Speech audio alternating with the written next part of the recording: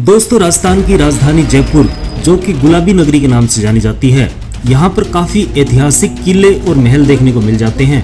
लेकिन यहाँ का जयगढ़ किला काफ़ी अलग है। आमेर किले का निर्माण करवाने वाले प्रथम राजा मानसिंह ने अपनी रियासतों से जो संपत्ति जमा की थी उसे छुपाने के लिए चील की पहाड़ी पर इस ऐतिहासिक किले का निर्माण करवाया गया था, जो कि जयगढ़ किले के नाम से प्रसिद्ध है।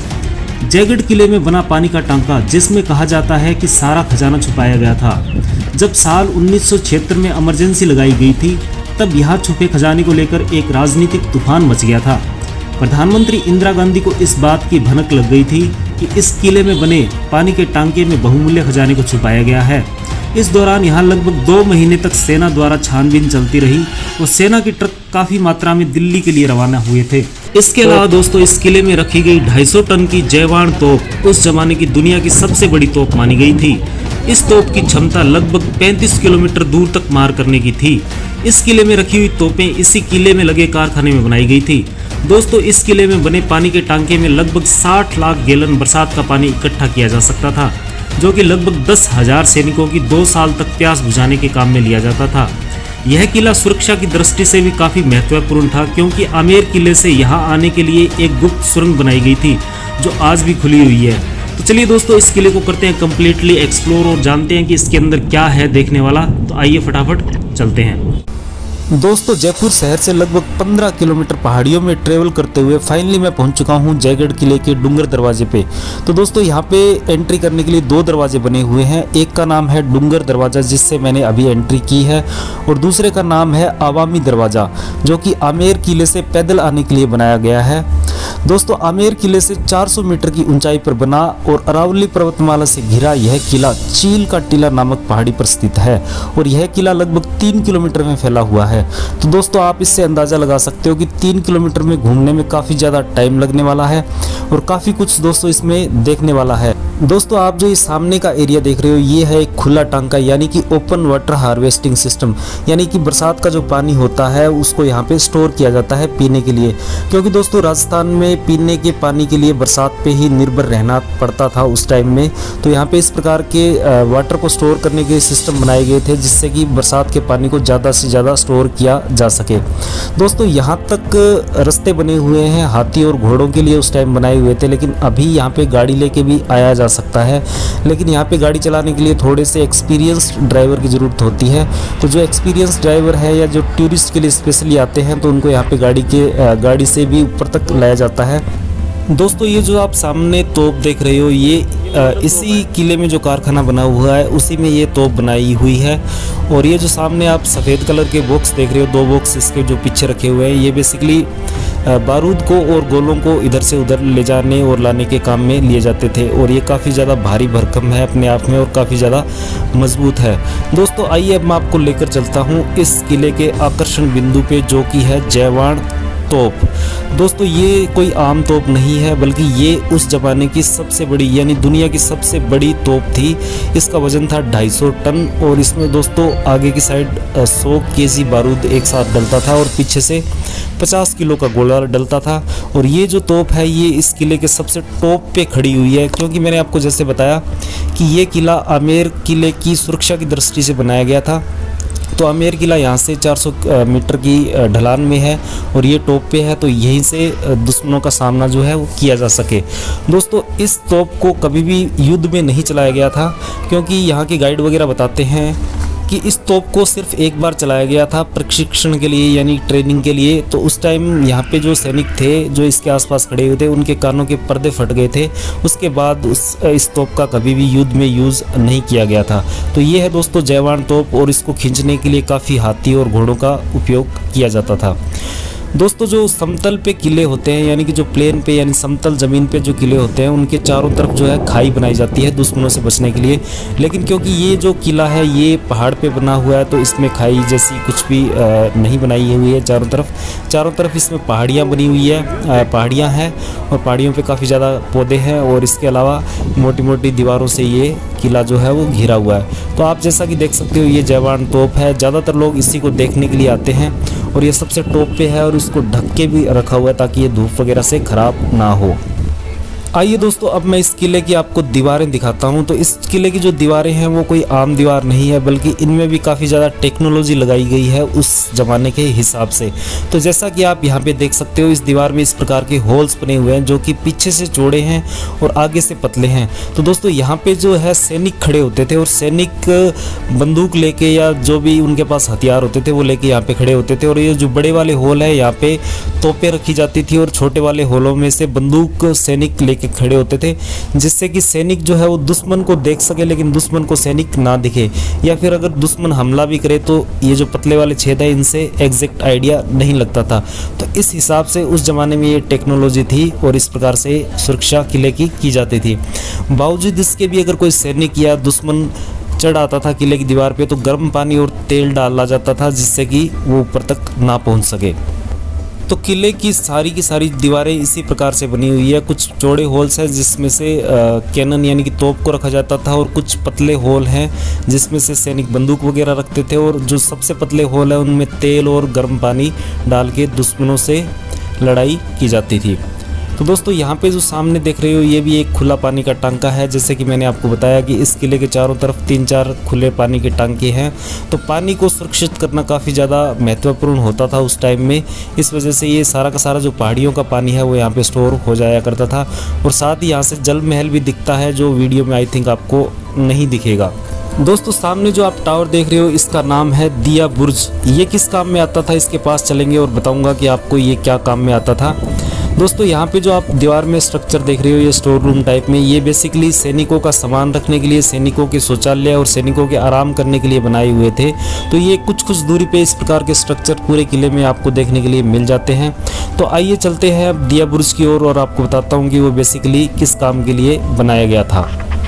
दोस्तों ये दिया बुर्ज जो टावर है ये चेक पोस्ट की चेकिंग करने के लिए काम में आता था। इस किले में लगभग 27 चेक पोस्ट हैं। तो इसके ऊपर से डंका बजाया जाता था जिससे कि सैनिक जो है अलर्ट हो जाते थे। साथ ही इस पे एक झंडा लगा हुआ है जो कि जयपुर स्टेट का है, जिसमें कि 5 रंग है यानी कि पंचरंगा झंडा है। और इसके ऊपर एक छोटा झंडा भी लगाया जाता था जो कि राजा की प्रेजेंट और अब्सेंट को दिखाता था।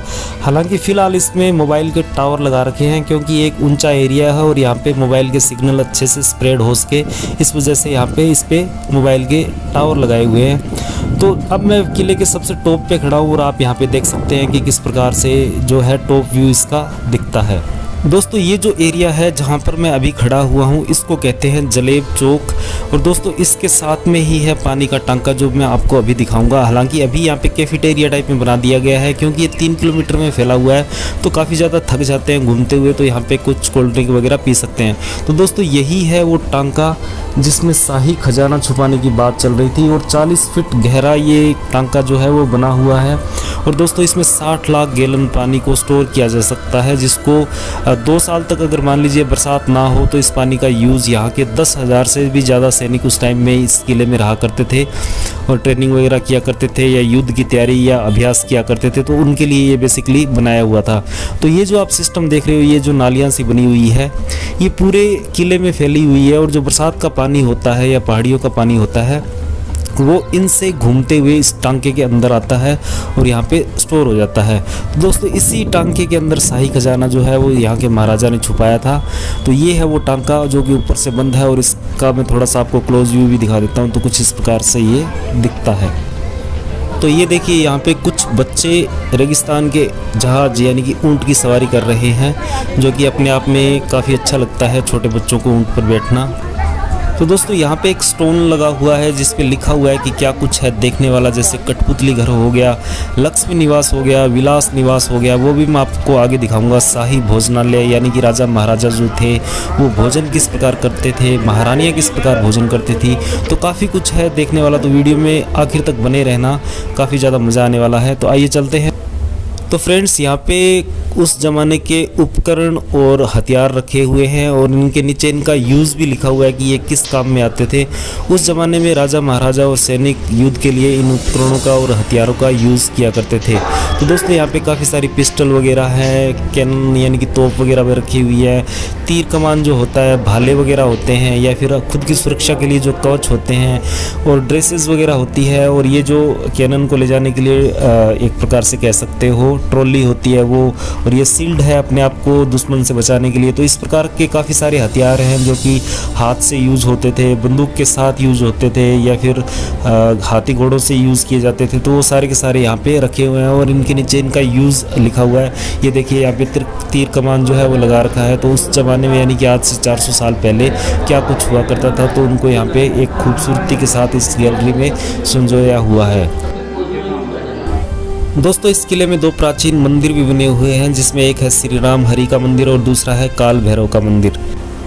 आइए दोस्तों अब मैं आपको सुबट निवास लेकर चलता हूं। तो ये सुबट निवास का मेन दरवाज़ा है, यहां से एंट्री होती है और एंट्री होने के बाद यहां पे आप देख सकते हो काफ़ी खुला मैदान है जहां पर राजा महाराजा बैठते थे और यहाँ पे सैनिक बैठते थे और उनसे आपस में वार्तालाप होती थी, कोई युद्ध की रणनीति या जो भी उनको इंस्ट्रक्शन वगैरह देने होते थे।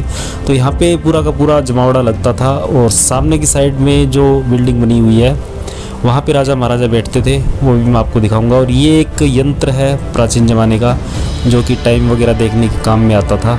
तो आप देख सकते हो काफ़ी कॉम्प्लिकेटेड सा स्ट्रक्चर यहाँ पे बना के रखा हुआ है, जो कुछ ज़मीन से ऊपर है और कुछ इसके जो हिस्से हैं वो नीचे की साइड में लगे हुए हैं, जिससे कि टाइम वगैरह का पता लगाया जाता था उस ज़माने में जब घड़ियाँ वगैरह नहीं हुआ करती थी।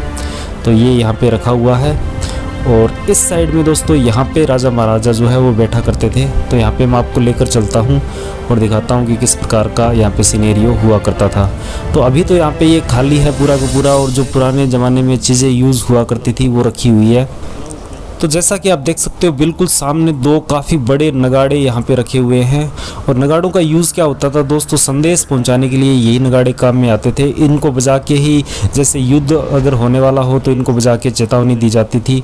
ये हाथी के पीठ पे रखने के लिए कुछ सामग्री है और यहाँ पे 2 कूलर रखे हुए हैं जो कि मैनुअल कूलर है, क्योंकि उस ज़माने में बिजली नहीं हुआ करती थी और ये कूलर हाथ से ही चलाने पड़ते थे।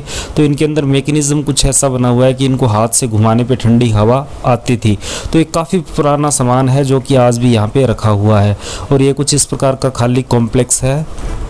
आइए अब थोड़ा सा और आगे आपको मैं लेकर चलता हूँ जहाँ पर मनोरंजन का कार्यक्रम हुआ करता था राजा और रानियों का मन बहलाने के लिए। तो ये वो कॉम्प्लेक्स है जहाँ पे दोस्तों पूरा का पूरा खाली है, यहाँ पे दर्शक भी बैठते थे और सामने मनोरंजन हुआ करता था, जैसे नृत्य के प्रोग्राम हो गए या गाने का प्रोग्राम हो गया। और जो लेफ़्ट साइड में आप बिल्डिंग देख रहे हो यहाँ पे राजा और रानियाँ बैठा करते थे और यहाँ से दृश्य देखा करते थे जो भी यहाँ पे मनोरंजन का कार्यक्रम चलता था। तो जैसा कि आप यहाँ पे देख सकते हो यहाँ पे अब भी एक बिस्तर बिछा हुआ है। तो आइए थोड़ा सा और आगे चलते हैं और देखते हैं कि इसके अंदर और क्या कुछ है देखने वाला।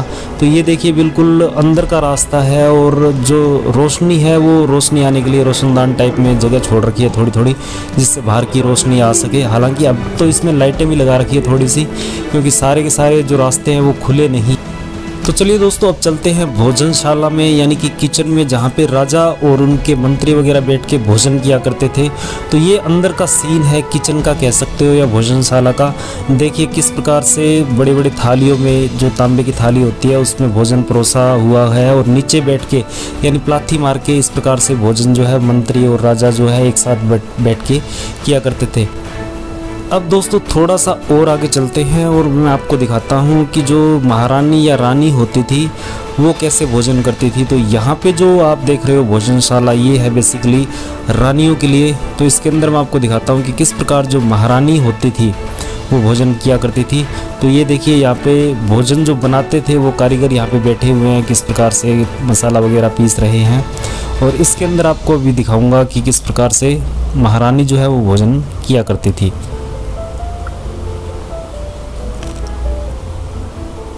तो ये देखिए सामने आप देखोगे तो ये जो वीडियो में आप देख रहे हो ये है महारानियों की भोजनशाला। तो बिल्कुल राजपूती जो पोशाक होता है वो पहन रखा है और कुछ दासियां पंखे लेके खड़ी है हवा देने के लिए। और ये देखिए बड़े बड़े थालों में इस प्रकार से 21 प्रकार के पकवानों के साथ भोजन परोसा हुआ यहाँ पे दिख रहा है। तो इस प्रकार से जो राजा महाराजा होते थे उनका कुछ VIP टाइप का जो ट्रीटमेंट कह सकते हो, उस प्रकार से वो अलग ही भोजन करते थे। सैनिकों के लिए अलग भोजन बनता था और राजा महाराजा जो थे उनके लिए अलग से भोजन परोसा जाता था। तो आइए अब थोड़ा सा और आगे चलते हैं और इसको और एक्सप्लोर करते हैं। तो दोस्तों ये जो आप सामने देख रहे हो, ये जो चीज़ें हैं वो हाथी की पीठ पे बांध दी जाती थी और इस पे राजा बैठा करते थे। तो ये बिल्कुल सोफे जैसी लग रही होगी आपको, लेकिन ये उस ज़माने में अपने आप में काफ़ी ज़्यादा लग्जरी आइटम में आती थी। दोस्तों मेरे बिल्कुल सामने है आमेर का किला और आमेर के किले से जयगढ़ के किले के बीच में एक 1.5 किलोमीटर लंबी सुरंग बनाई गई थी, गुप्त सुरंग, जो कि इसलिए बनाई गई थी कि अगर आमेर के किले में कोई भी खतरा महसूस हो राजा को, तो वो गुप्त सुरंग के जरिए इस किले में आके अपने आप को सुरक्षित रख पाए। और दोस्तों ये है सागर छतरी पार्क, जो कि रिलैक्स करने के लिए बनाया गया था, जिसमें काफ़ी हरे भरे पौधे आपको दिख रहे होंगे। और दोस्तों चारों तरफ जो पहाड़ियाँ हैं वो भी दिख रही है। इसके अलावा जो किले की चारों तरफ दीवार बनाई हुई है वो भी यहाँ से इजीली देखी जा सकती है। अब दोस्तों मैं बिल्कुल किले के साइड में बने हुए गुम्बद में चलता हूँ, जहाँ से काफ़ी अच्छा व्यू भी आता है और एक प्रकार से ये सेल्फी पॉइंट भी माना जाता है। जितने भी दर्शक यहाँ पे आते हैं वो लगभग यहाँ से सेल्फी लेते हैं, क्योंकि यहाँ से बिल्कुल पीछे का सीन दिखता है। एक आमेर का किला भी यहाँ से दिखता है, प्लस जो खुला टांका है या फिर जो बावड़ियाँ हैं, जो झील है, वो भी सारी की सारी यहाँ से दिखती है। सारी की सारी दीवारें जो भी है आमेर के किले के आसपास, वो सारी की सारी दिखती है। अब दोस्तों चलते हैं कारखाने में, जहाँ पे कैनन यानी तोप का निर्माण किया जाता है। कैनन फाउंड्री तोप खाने में चलते हैं, जहाँ पे तोप बनाई जाती है। दोस्तों तोप के बारे में मैं आपको थोड़ा सा इतिहास बता देता हूँ। भारत में सबसे पहले तोप और बारूद मुगल बादशाह बाबर लेकर आए थे। महाराजा मानसिंह अकबर के दरबार में शामिल उनके नवरत्नों में से एक थे। इसी वजह से अकबर ने मान सिंह को युद्ध लड़ने के लिए काबुल भेजा था। वहीं से राजा मान सिंह तोप बनाने की कला सीख कर आए थे और जयगढ़ किले में तोप बनाने का कारखाना बनवाया था। तो दोस्तों यहाँ से तोप कारखाने में एंट्री मैं ले रहा हूँ और आपको दिखाऊंगा कि किस प्रकार से जो खराद का काम किया जाता था। ये है खराद परिसर। तो बेसिकली क्या होता था कि पहले जो अष्ट धातु या जो भी धातु हुआ करती थी, उनको एक भट्टी में डाल के पिघलाया जाता था, वो भी मैं अभी दिखाऊंगा आपको। उसके बाद वहाँ से उसको एक शेप में ढालने के बाद यहाँ पे छेद वगैरह करना या उनका साइज़ में कुछ चेंज करने के लिए बेसिकली ये फाउंड्री है, यानी कि ये कारखाना बनाया हुआ है। तो यहाँ से पूरा का पूरा मैकेनिज्म चलता था। आज के ज़माने में आपको ऐसा लग रहा होगा कि यार इससे कैसे तोप बन सकती है, लेकिन उस ज़माने के हिसाब से ये अपने आप में काफ़ी ज़्यादा एडवांस टेक्नोलॉजी मानी जाती थी। तो ये देखिए बिल्कुल स्लाइडिंग, जैसे कि किसी चीज़ को इधर उधर खिसकाना हो या छेद करना हो तो इनको बिल्कुल हाथों से मैनुअली घुमाया जाता था। यहाँ पे किसी भी प्रकार की इलेक्ट्रिसिटी या मशीन का उपयोग नहीं किया गया है। सारा का सारा हाथ से ही काम होता था। खराद का काम भी हाथ से होता था, जो भी पिघलाने का काम है वो सारा का सारा हाथ से किया जाता था।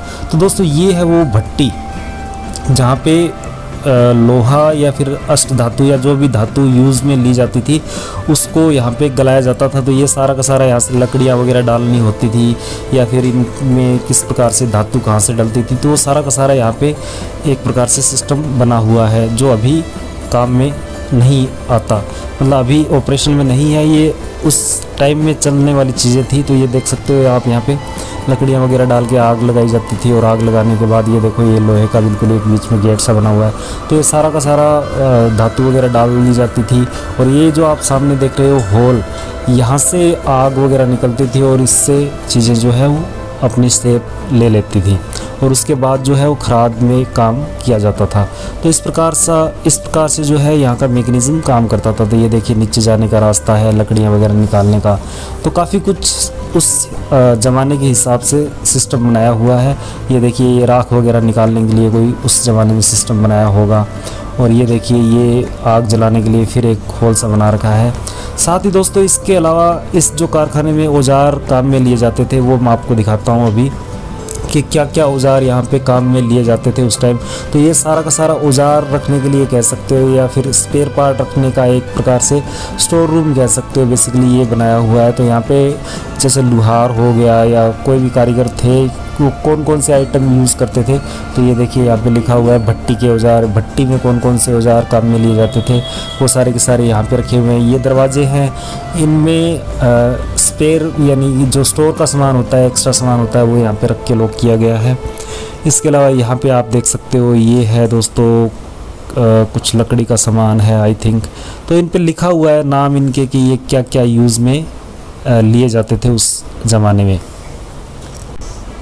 यहाँ पर सामने लोहार खाने के विभिन्न औजार रखे हुए हैं। ये है बढ़ई के औजार, यानी कि जो लकड़ी का काम करते थे वो किस प्रकार से करते थे। और सामने एक रस्सी देख रहे हो जो कि अपने आप में काफ़ी ज़्यादा मोटी और भारी है। आज के ज़माने में शायद इतनी मोटी रस्सी को एक इंसान उठा भी नहीं सकता, ये इतनी भारी अपने आप में रस्सी है।